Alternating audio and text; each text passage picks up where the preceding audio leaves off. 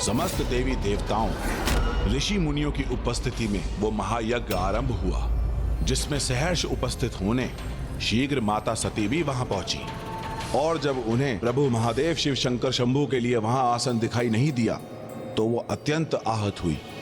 तब उन्होंने अपने पिता से इसका उल्लेख किया तो दक्ष प्रजापति ने महादेव का और अपमान कर देवी सती के हृदय को एक और बड़ा घाव दिया। क्यों आई हो तुम यहाँ पर? अपने पति का चयन तुमने हमारी इच्छा के विरुद्ध किया। जिसके प्रेम में अंधी होकर तुमने पिता पुत्री के संबंध का सम्मान नहीं किया। अरे उसे इस महायज्ञ में तो क्या, मैं किसी यज्ञ में आमंत्रित नहीं करूंगा। आपने अपनी जीवा से परमेश्वर का अपमान किया है, इसीलिए अब आपका भला नहीं हो सकता पिताश्री। मैं घोषणा करती हूँ कि आज से मैं दक्षदायिनी नहीं कहलाऊंगी। आपकी पुत्री के रूप में मुझे अपना परिचय स्वीकार नहीं है। और सत्य तो ये कि अब मुझे जीवित रहने का अधिकार ही स्वीकार नहीं। हे योगाग्नि, प्रकट हुई और अपने में समा के भस्म कर दीजिए मुझे।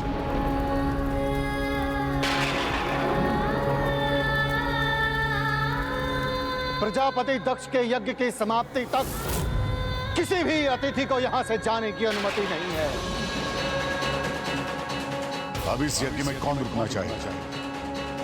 इस यज्ञ में मैं उपस्थित नहीं रह सकता। जहां अनेकों देवता देवी सती के आत्मदाह के पश्चात भी यज्ञ में बने रहे, वहीं ऋषि दधीची ने तत्काल अपने इष्ट प्रभु महादेव के अपमान का विरोध किया। प्रभु शिव के अपमान और माता सती के देह त्यागने के उपरांत ये यज्ञ अब खंडित हो चुका है। ये अग्निकुंड अब एक चिता के समान है। इस यज्ञ से अब कल्याण नहीं, मात्र और मात्र विनाश होगा।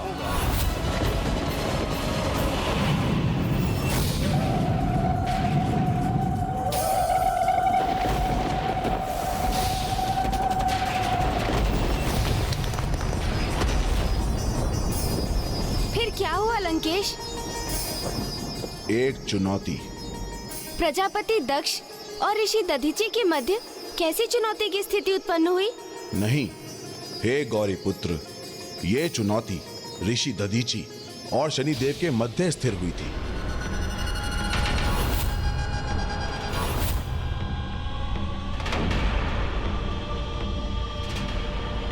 ऋषिवर, ऋषिवर, ऋषिवर, ऋषिवर।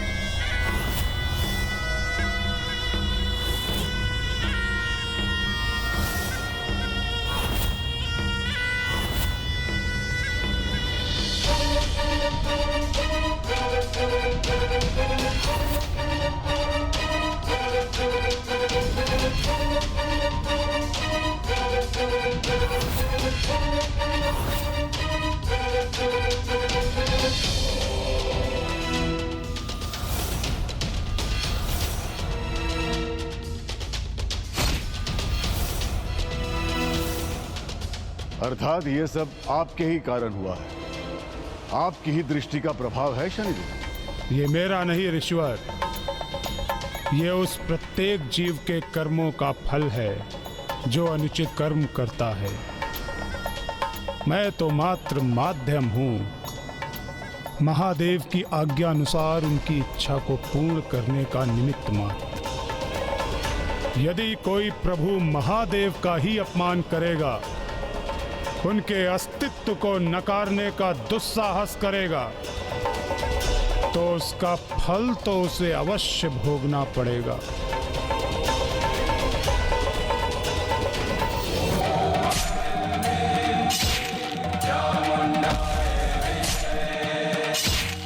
ये तो अभी आरंभ मात्र है। निकट भविष्य में दक्ष प्रजापति और उनके इस यज्ञ की और भी दुर्दशा होने वाली है।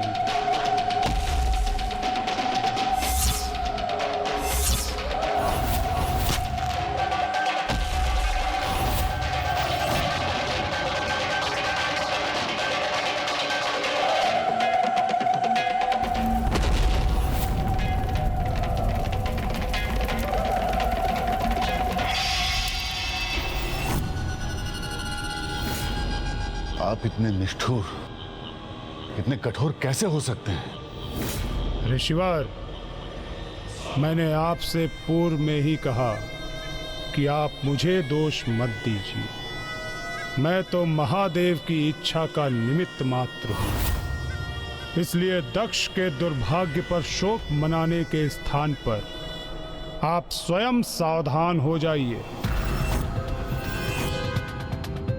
मुझे सावधान होने की भला क्या आवश्यकता है? मैंने क्या अपराध किया? और आप अकारण मुझे अपने प्रकोप का भागी नहीं बना सकते। इतने भी आश्वस्त मत रहिए ऋषिवर, क्योंकि आपको भी अभी अपने पूर्व जन्म के कुछ कर्मों का फल प्राप्त करना शेष है। आप कुछ भी कह लें शनिदेव, किंतु मुझे अटूट विश्वास है कि आप मुझे प्रभावित कभी नहीं कर सकते। इसका प्रत्यक्ष प्रमाण तो आपके समक्ष है।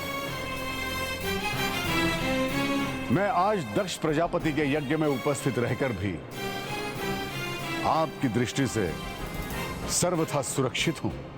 अवश्य ऋषिवर, क्योंकि आज आपका संतुलन स्थापित था। वो संतुलन जो अच्छे समय पर तो स्थिर रहता है, किंतु बुरे समय में अस्थिर होकर अनुचित कार्यों के लिए प्रेरित करता है। मैं किसी भी अवस्था में अपना संतुलन खो बैठूं,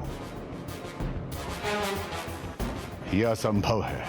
अपनी कथनी को करनी में बदलना अत्यंत कठिन होता है ऋषिवर। बुरी परिस्थिति का सामना होने पर श्रेष्ठ पुरुष भी विचलित होकर सुपथ से भटक जाते हैं। ऐसे ही विपरीत समय में मनुष्य के वास्तविक चरित्र का परिचय प्राप्त होता है। तभी ज्ञात होता है कि एक सत्पुरुष वास्तविकता में सदैव सत्पुरुष ही रहता है अथवा वो पशुवत व्यवहार कर दुष्कर्म करने लगता है। पड़ती है ऋषिवर, तो वो अपनी भूल सुधारने के स्थान पर और अधिक अनुचित कर्म करने लगता है, और उसके अपराधों की अति होने पर उसका भयानक अंत निश्चित है। और जब आप पर मेरी दृष्टि का प्रभाव होगा, तब आपका भी यही परिणाम होगा ऋषिवर।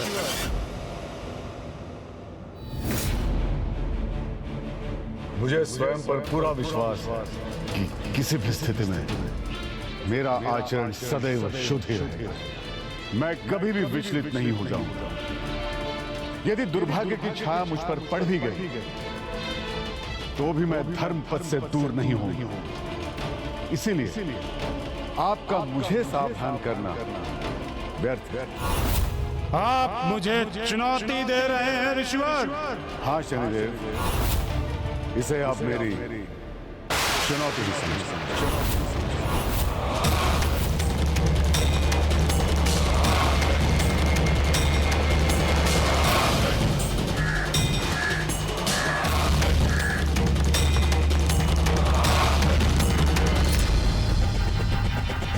ऋषिवर, ऋषिवर,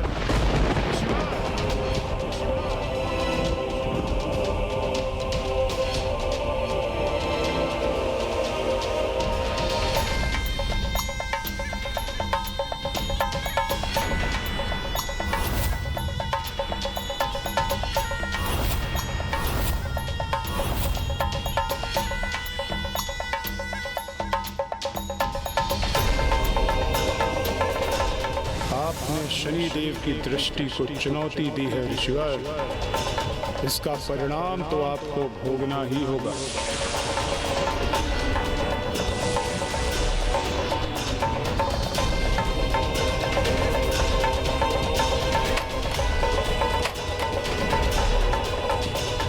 ये क्या? आश्रम का द्वार खंडित हो गया?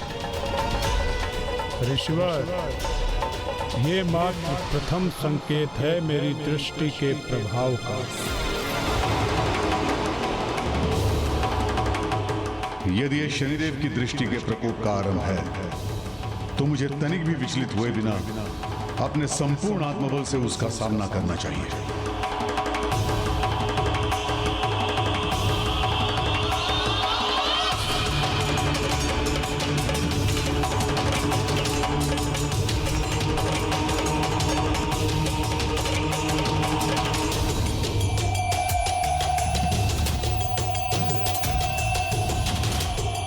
जिस आत्मबल के आधार पर आपने मेरी दृष्टि का सामना करने का संकल्प लिया है ऋषिवर, समय आने पर उसकी भी उचित परीक्षा होगी।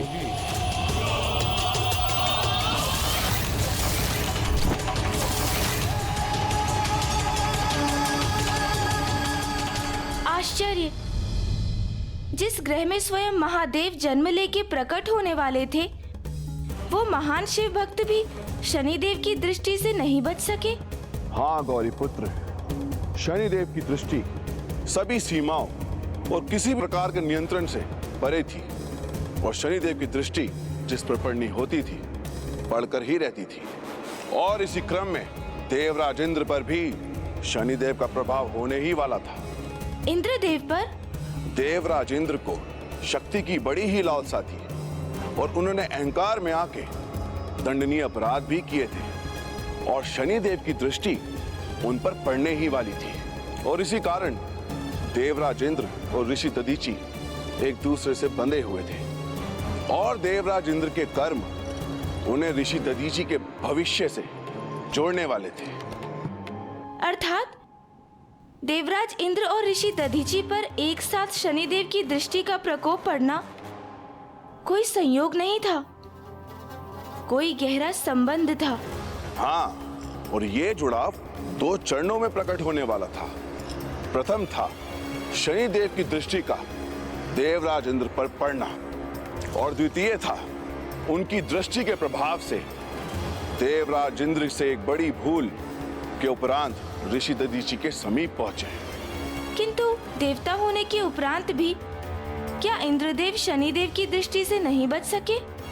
शनिदेव की दृष्टि से कोई सुरक्षित नहीं। जिस तरह समय से कोई छिप नहीं सकता, मृत्यु को कोई छल नहीं सकता, उसी तरह शनिदेव की दृष्टि से कोई नहीं बच सकता, चाहे वो मनुष्य हो, असुर हो, या स्वयं भगवान ही क्यों ना हो।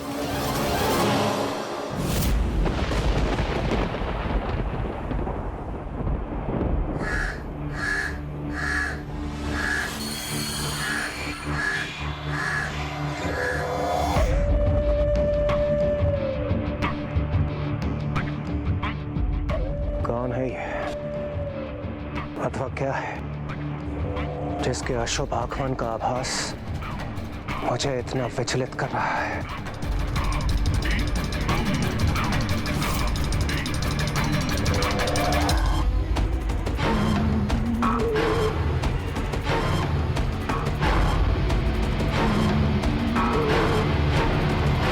कुछ कर्मों का लेखा जोखा तो अभी आपको भी देना शेष है देवराज, इसलिए मैं शनिदेव आप पर अपनी दृष्टि डालने आ रहा हूं, और मुझे विश्वास है देवराज होने के नाते आप अपने कर्मों का संतुलन स्थापित करने के लिए तत्पर होंगे और मेरी दृष्टि को सहेंगे। सावधान देवराज, स्वर्ग के निकट पहुंच चुका हूं मैं, और मेरी दृष्टि के लक्ष्य आप हैं। नहीं शनिदेव, नहीं, मैं देवराज इंद्र आपको ऐसा करने की अनुमति कदापि नहीं दूंगा, कदापि नहीं। जब तक आप अपनी धीमी गति से मुझ तक पहुंचेंगे, मैं उसके पूर्व ही अपने स्वर्गलोक के अद्भुत भवन के सर्वाधिक और सुरक्षित स्थान पर पहुंचकर छिप जाऊंगा। फिर मैं देखता हूं आपकी अनिष्टकारी दृष्टि मुझ तक कैसे पहुंचती है।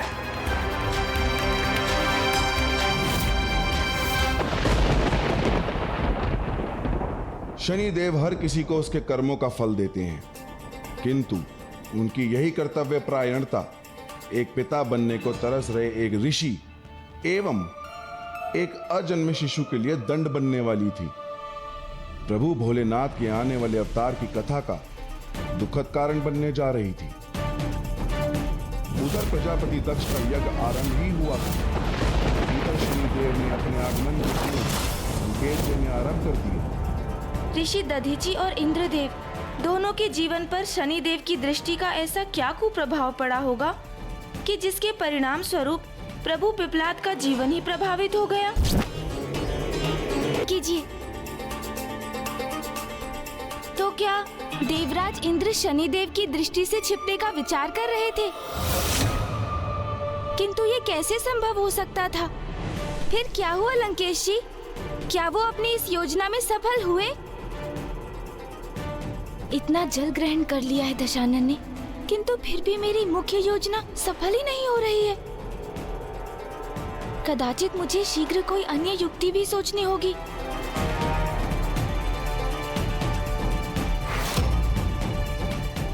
यहाँ मरुभूमि में वायु का प्रवाह धूल को गतिमान कर रहा है।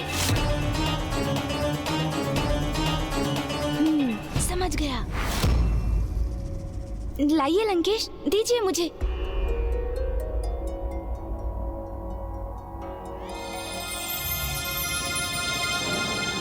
आपने अभी क्या प्रश्न किया था गौरीपुत्र? नहीं, इंद्रदेव, क्या वो? देवराज इंद्र दृढ़ निश्चय ले चुके थे कि वो शनिदेव को छलकर ही रहेंगे, और उधर शनिदेव देवराज इंद्र पर अपनी दृष्टि डालने के लिए अपने निर्णय पर अड़िग थे।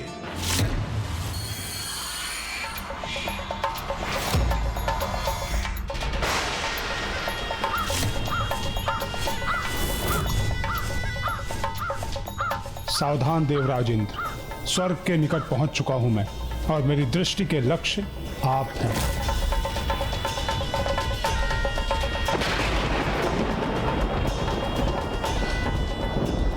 मुझे शीघ्रता करनी होगी। शनिदेव यहाँ पहुंचने ही वाले हैं।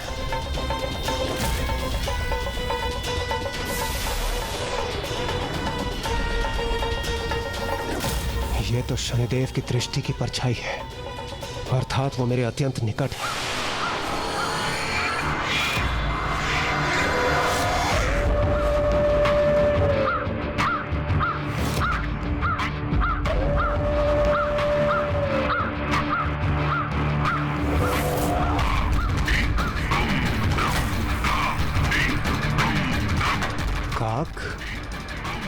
अर्थात शनिदेव के वाहन का स्वार। कहीं वो यहाँ पहुंच तो नहीं गए? मुझे शीघ्रता करनी होगी। मुझे अपनी दिशा परिवर्तित करनी होगी, जिससे मैं उन्हें भ्रमित कर सकूं।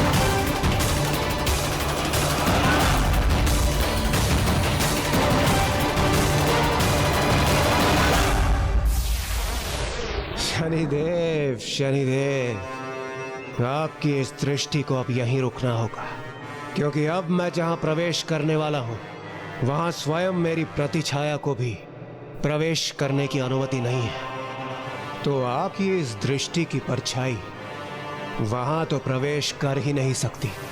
देखिए, सुरक्षित हो रहा हूं मैं आपकी इस दृष्टि की परछाई से।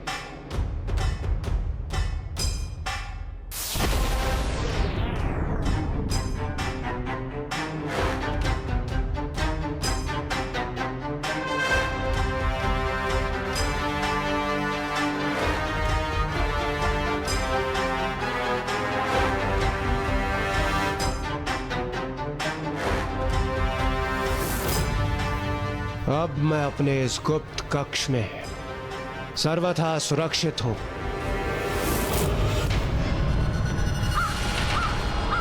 ये सर्वथा अनुचित है। देवराज इंद्र, आप मेरी दृष्टि से छिप नहीं सकते। मेरी दृष्टि सभी के लिए समान है। इसके प्रभाव से कोई नहीं बच सकता।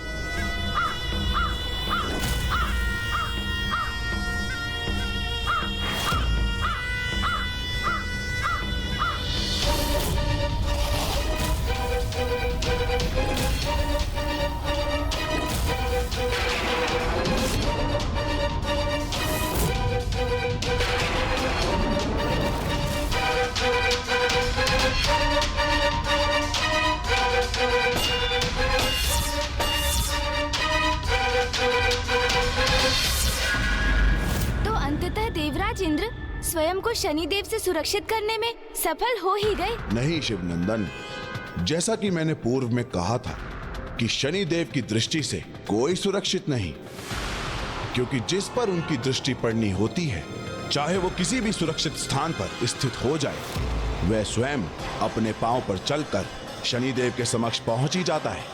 वो स्वयं पहुंच जाता है उनके समक्ष, अर्थात इंद्रदेव जिन्होंने स्वयं को छिपाने के इतने प्रयास किए, वो भी शनिदेव के समक्ष आ गए। आह, कितनी अद्भुत शांति है यहाँ।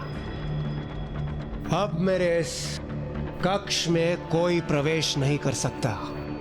शनिदेव तो क्या उनकी कुदृष्टि भी नहीं। मुझे अपनी समस्त चिंताओं को त्याग कर कुछ समय विश्राम कर लेना चाहिए।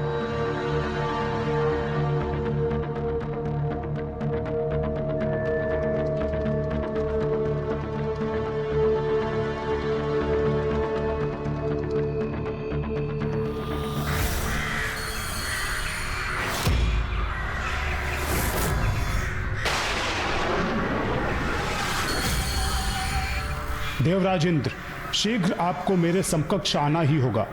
आप कहीं भी क्यों न छुपे हों, आपका भाग्य मेरी दृष्टि के समकक्ष आपको ले ही आएगा।